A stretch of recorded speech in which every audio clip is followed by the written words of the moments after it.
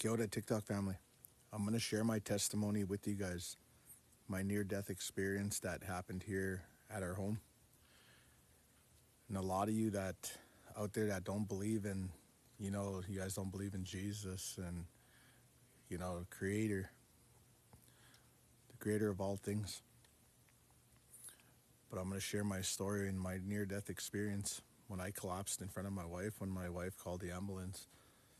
And just that little time, I was gone when I stopped breathing. I went to a place, and I know who I was looking at. He was beautiful, really beautiful person, kind, loving, caring. And he told me it wasn't my time. He told me it wasn't my time, that he loved me and he called me son. And I looked at him, I looked right at him, and I told him that, I'm indigenous. We believe in what we believe in and we believe in the creator.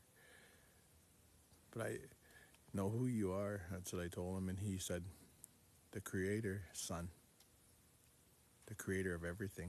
He said, that's who I am. I'm everything.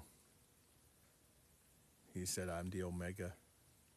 And he started going on, naming everything that he was the big person up there.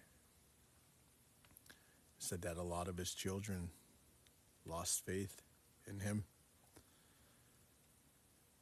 And I felt like I wanted to cry, but I couldn't, because it was like when you're there, you don't feel pain. You don't feel it. But I was asking him, I asked him about all our indigenous brothers and sisters and out there. I was asking him that there's a lot of them that don't believe in you, like in Christianity. I told him, that's what I told him. And he said it was okay. He said they will find their way. They just have to have faith. He goes, son, it's all the evil. It's all the evil all around everybody. He goes, that's why things go wrong. He goes, but it's going to get tougher. It's going to get harder. He goes, I'm not coming yet, but I will be soon. And he just grabbed me and he hugged me, he held me. And it was like the purest love, that I can't even describe it. And his eyes, his eyes were amazing, like I can't describe his eyes. His eyes were like the universe, like multiple colors, like green, blue, brown, like this nice looking kind of like gold, and just beautiful, And his hair, how you see it in cartoons, they talk about these halos, it looks nothing like that. This one, I can't really describe. It was like if the sun were to shine on somebody's, hair, it looks something like that, but his hair was like shining, and this light was different than any other light. It wasn't like the sun. It was a different type of light, it was pure. You can feel it.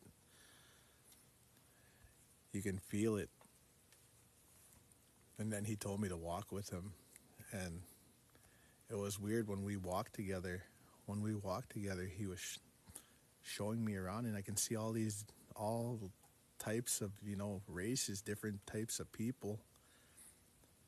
And he was telling me these are all his children, and he was walking around.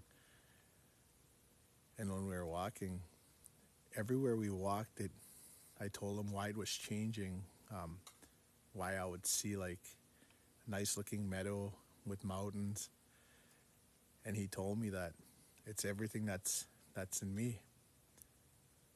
I make it what I want to make it, he said. So how you're seeing what you want to see is what you're going to see, son. He was telling me that. And like I said, it was just beautiful, beautiful waterfalls, just amazing experience. And I told him I didn't want to come back. And he told me I had to. Like, I couldn't remember anybody, I couldn't remember anybody.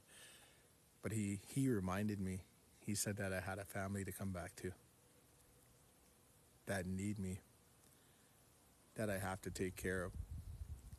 And he goes, and when I come one day, son, I'll come for you. He said, but you got a task. And he goes, I want you to tell everybody that I'm real. And I love each and every one of my kids, my children. I feel their pain. When they think I don't feel their pain, I heal their pain. But they don't realize that I'm working, healing them. Everybody has hurt, he told me. Some people cry to me. He said, pray to me. And when they cry, they cuss at me. He said, and a tear came down his eyes. And he said, it hurts me. But that doesn't mean I stop working. I love them. I love all my children, he said, unconditionally. He goes, but I want you to tell people, all my children, that I'm real. And he started talking about a Bible. And I told him I kind of don't, look at the Bible, he said. And he told me, it's okay, son. He said he said, people on earth rewrote the Bible and are changing a lot of the words that I said before I left. It's the evil. He said, it's the evil. There's one book and it still exists, he said. I only have one book. And he said, these other books, it's none of my work. They're turning all these words for you guys all to hate one another, to fight one another. But he said, unity is how we win. Son, I want you to remember that. Unity is how we win. He goes, the battle's coming. And it's coming fast. That's what he told me. He said, you're going to know. And he told me that he would visit me again when that time got close, for me to tell people that, for a warning. And when I was walking with him, I didn't want to leave his side. And right when I was walking with him, out of nowhere, I can feel all this like gust of air beside me, and I look beside me like this, and I kind of freak out because there's this really big lion with 3 heads staring right at me, and he pets him, and he tells me it's okay. And he walked with us. But I don't care what any of you believe. I don't judge anybody. He's the one that judges. And if you don't think that we believe in a creator, we all pray to one person. That's what he said. There's only one. You guys have a great evening. God bless you.